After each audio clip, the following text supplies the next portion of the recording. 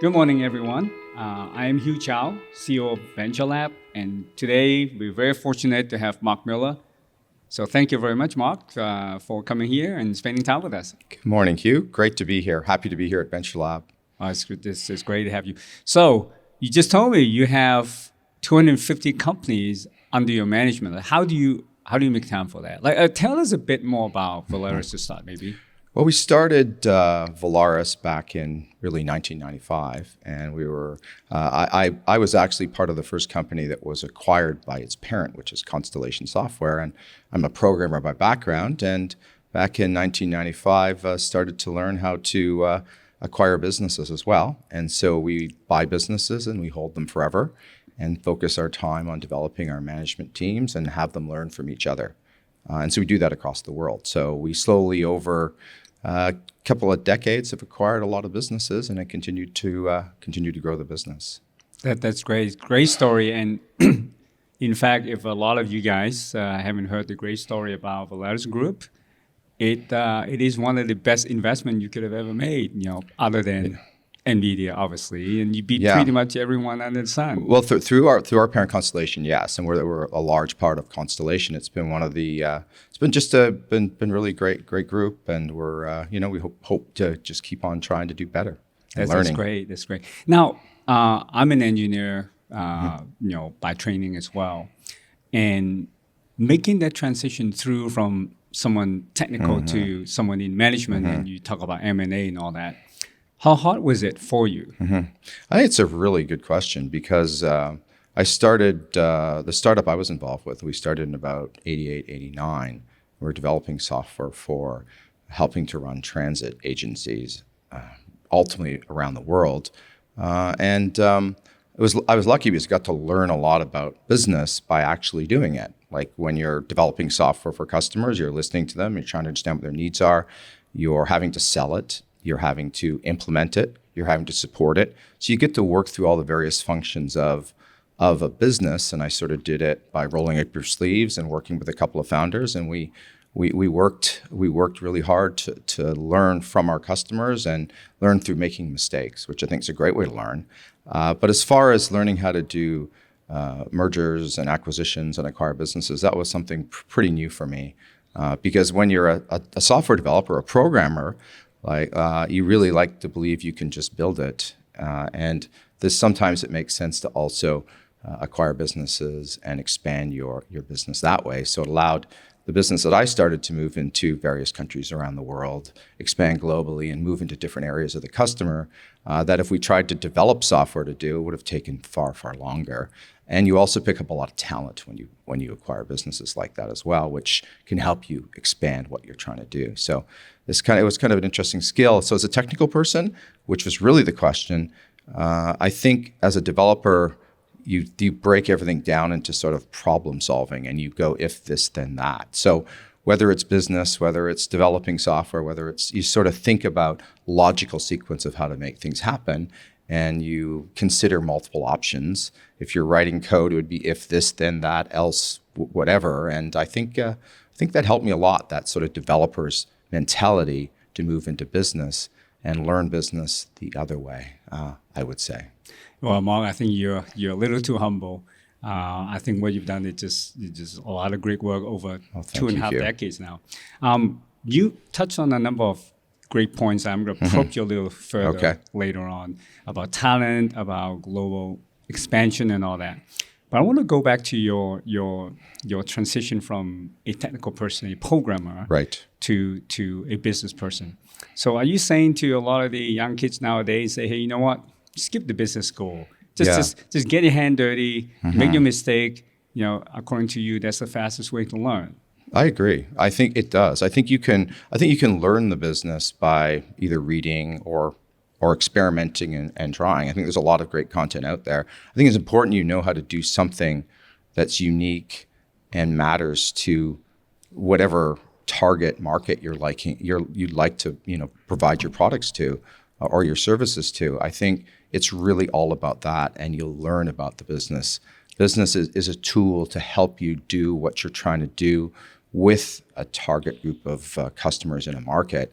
It's not the reason to be It's really just another tool in your kit that makes you better. And it is important, and you do need to understand it. The first business course I took was probably in '96, believe it or not. So 7 or 8 years after my startup, and it was only a 6-day course, and it was about strategic marketing. It was understanding that how you segment customer bases or segment markets, and understand how you think about those markets. So for example, I think I used an example at the Heart Tech Summit the other day, which was General Electric was building aircraft motors, and the engineers thought they could build one that was twice as good as the previous one. But the question is are people going to pay to fly twice as fast across the ocean, enough to support developing a multi-billion-dollar aircraft engine? And I thought it seems like a small point, Hugh, but as a developer,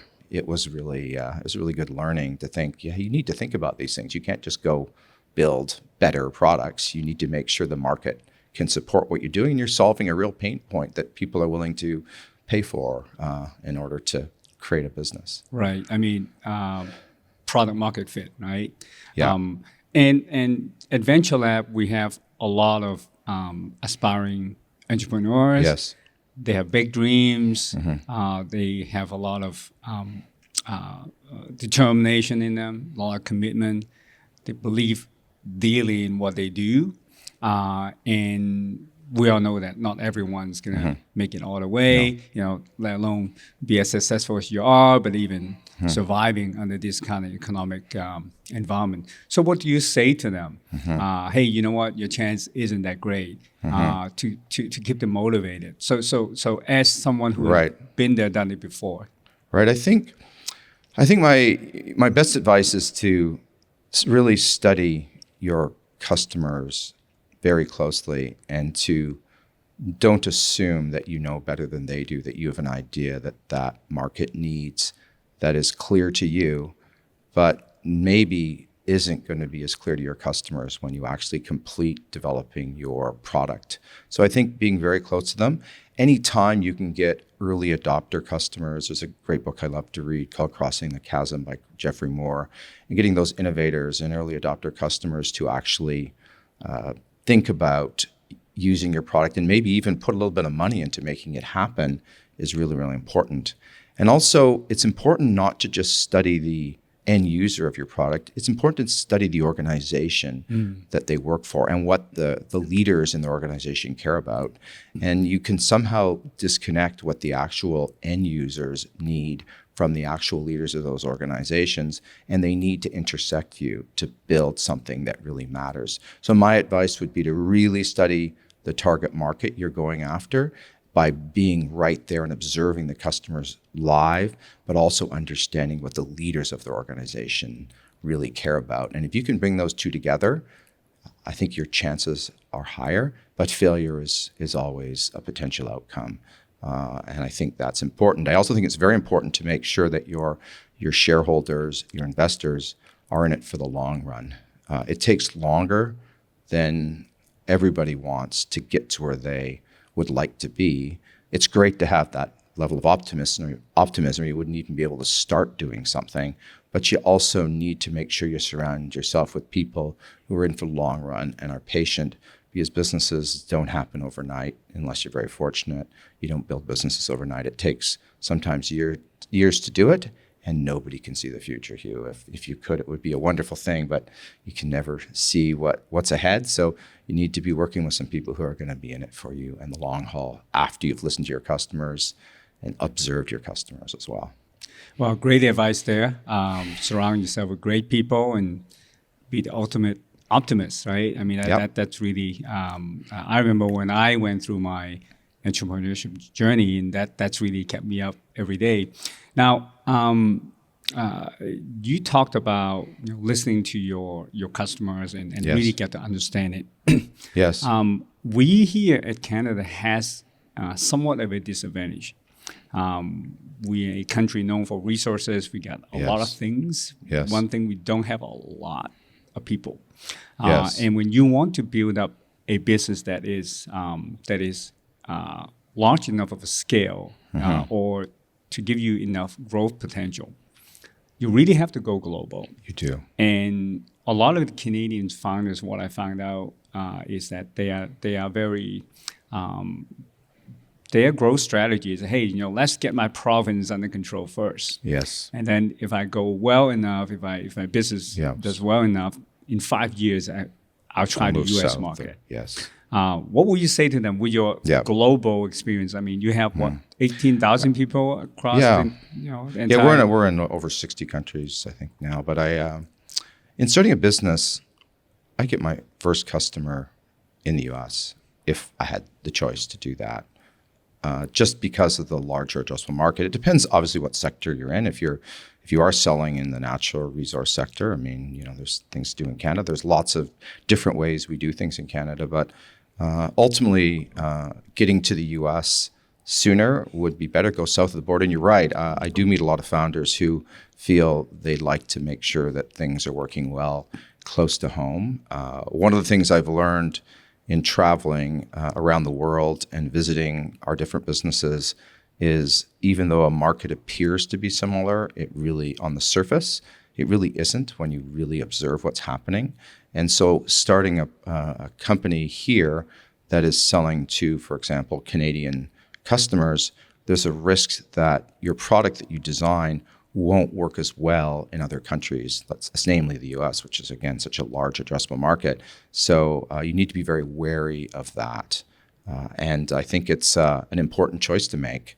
You can build a lot of momentum. I also think generally the U.S. market, they are early adopters of technology. It's depending on the sector, right? Which is also helpful for you as a startup to get involved with customers who are willing to take chances on maybe some new way to approach a problem, and will buy into it and try it. I think it's a little harder in Canada, not impossible, but it is harder in certain sectors in Canada to do that. And plus, you have a larger addressable market. The chances of finding early adopters and innovators inside of a larger market like the US or elsewhere is probably gives you a better chance of success.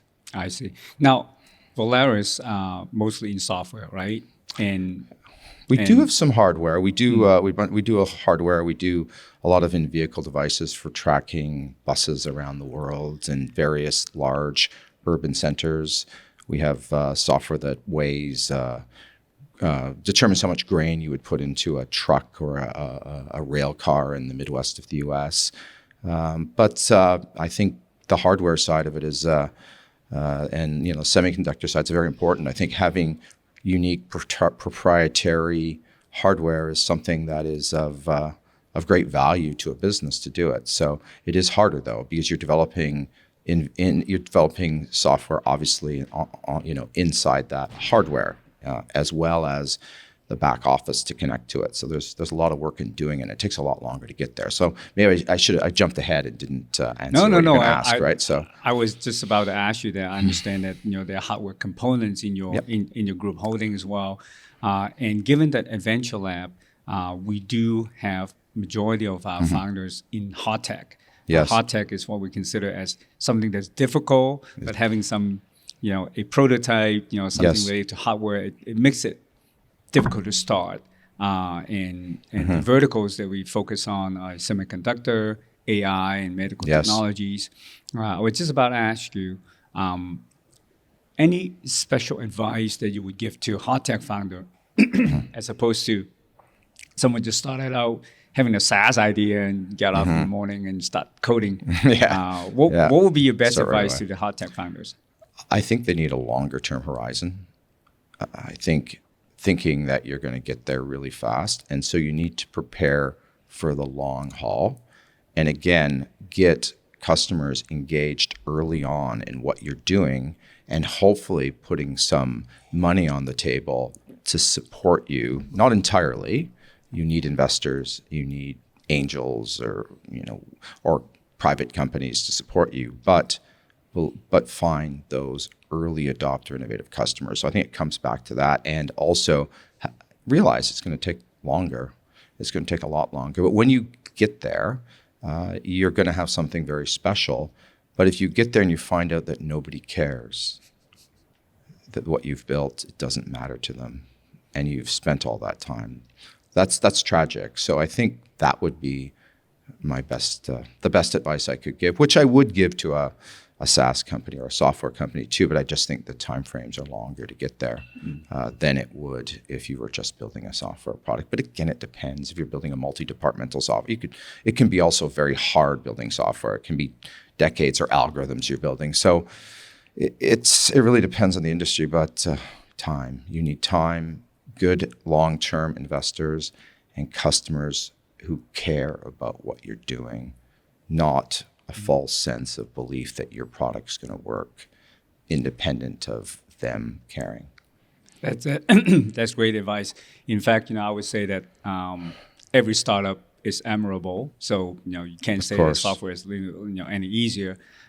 Just the hardware, it takes a bit more capital. As you put it many times, it's a longer horizon. You really need to get some investor who see eye to eye with you, to have the patience and willing to go all the way with you. And it's great advice, Mark. And I think that let's take a break and let's pick one it quick back thing up to from add here. though before Go we ahead. take the break though, just to wrap up that point is you need a ventureLAB.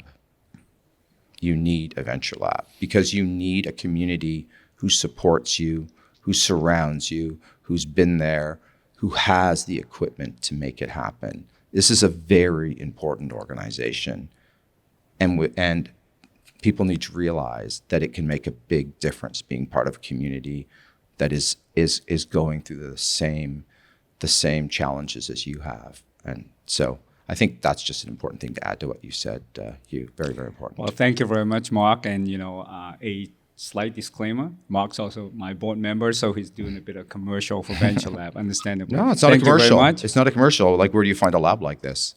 You just don't find them, just anywhere around. It's not there's not many of them, and we're very fortunate to have it here in Canada. And I hope people realize that. So that's great.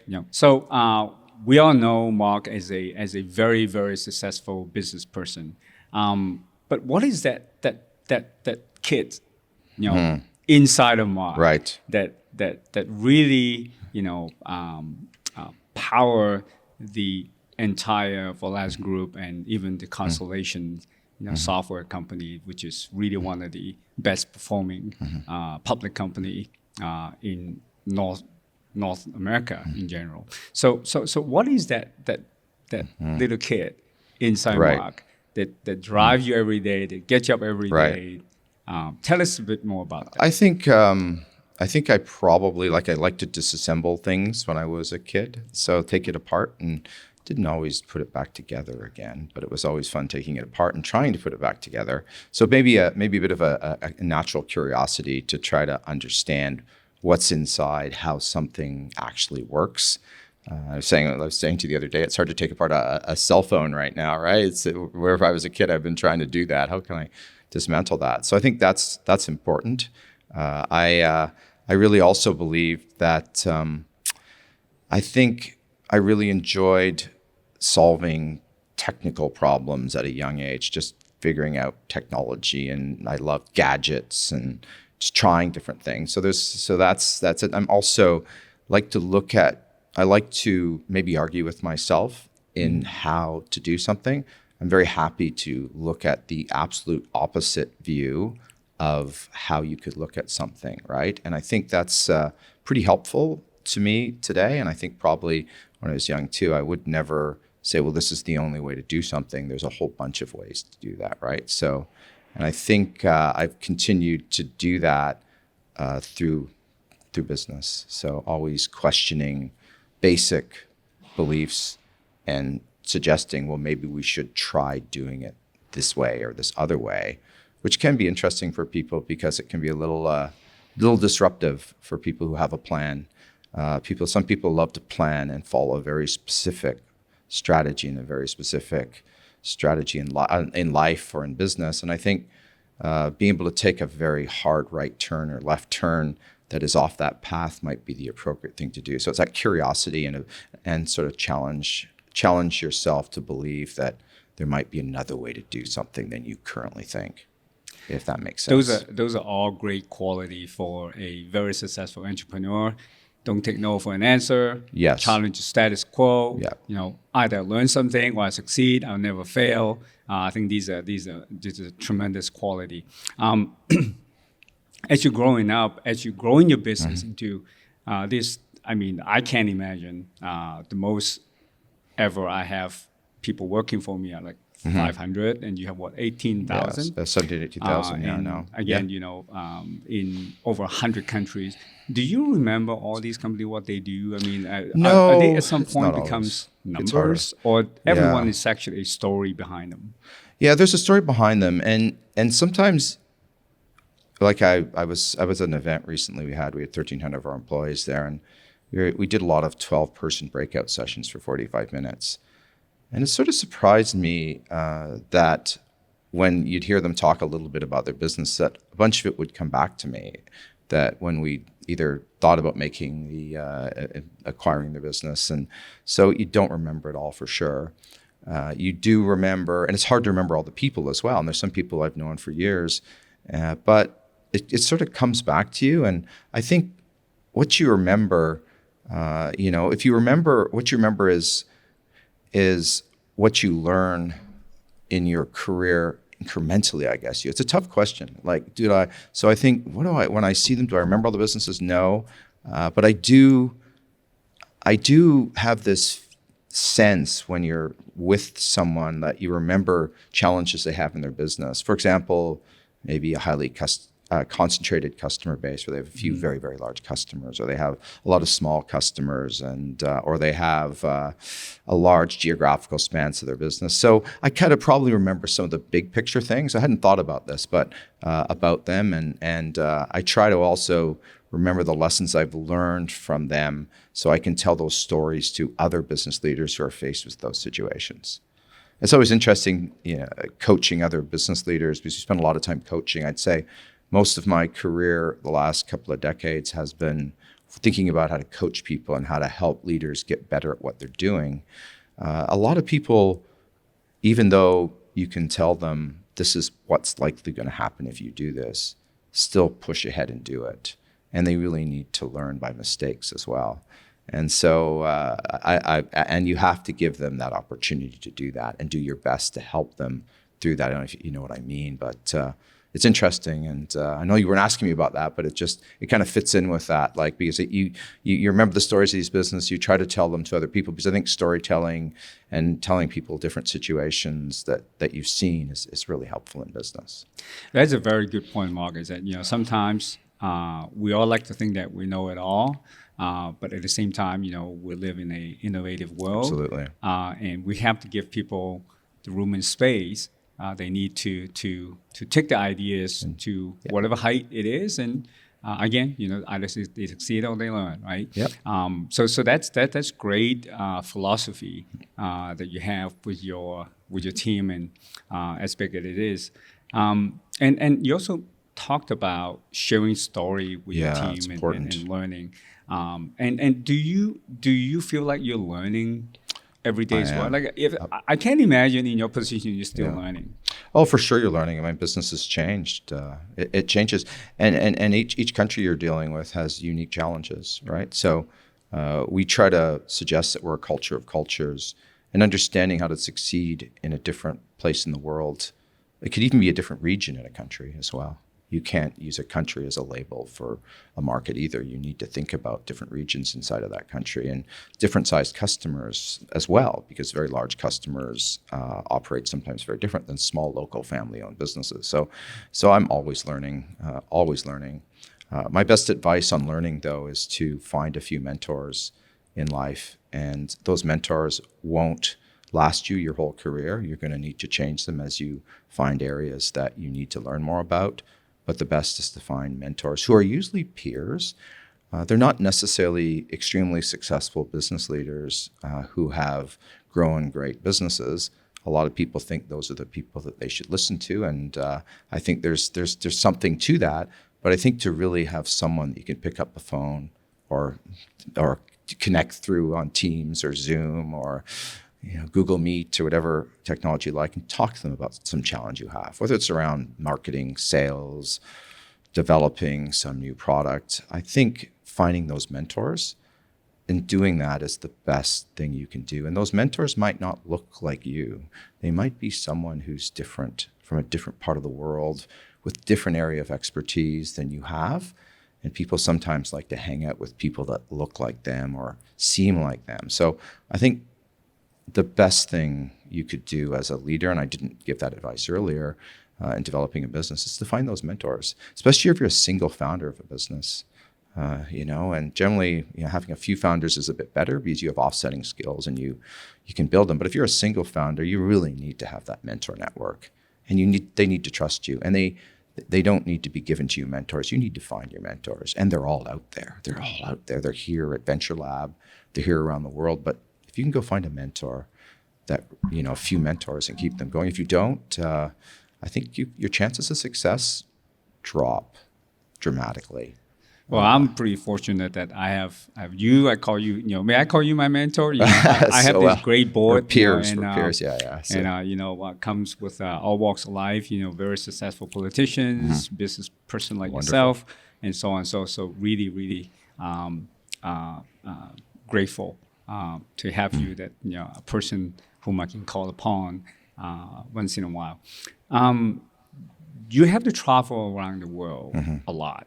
And I was told that you also take your bike with you when you travel the world. Yeah, and just came back from a big bike trip in Spain. Yeah, I was in Spain. It was great. Yeah, I mean, last year I did one in New Zealand. I like to go cycling. It's just been good for me.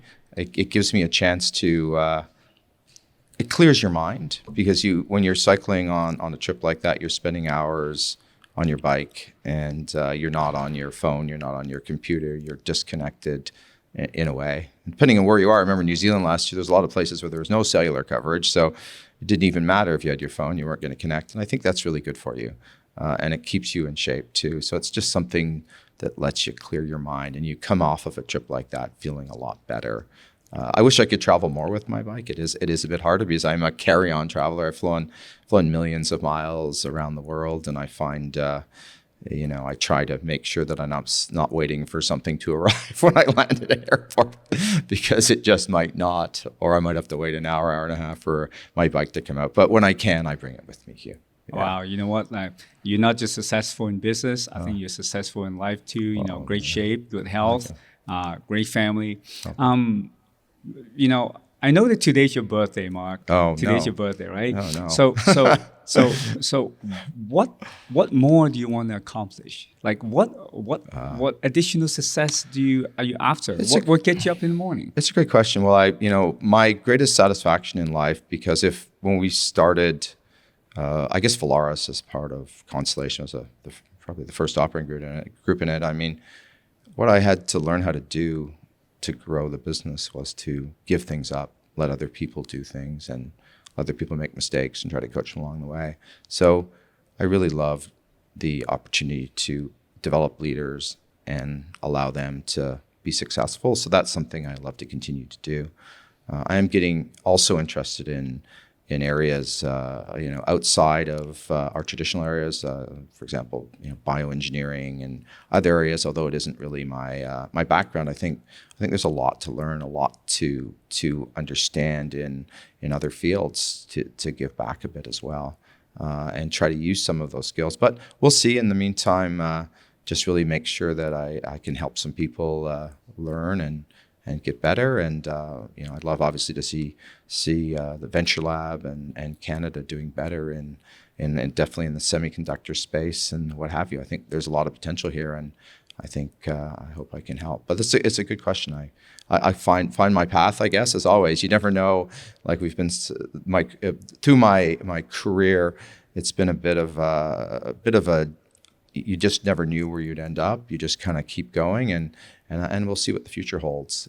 But I'm just looking forward to it and really positive about it, and hope I get a chance to add some value. And time will tell if I can. So. Well, you're definitely adding value at ventureLAB here. So if I were to summarize, what is it that still getting Mark up in the morning? The three things. If I summarize it correctly, one is that you like to learn. There's still a lot more for even Mark to learn. I can't imagine that.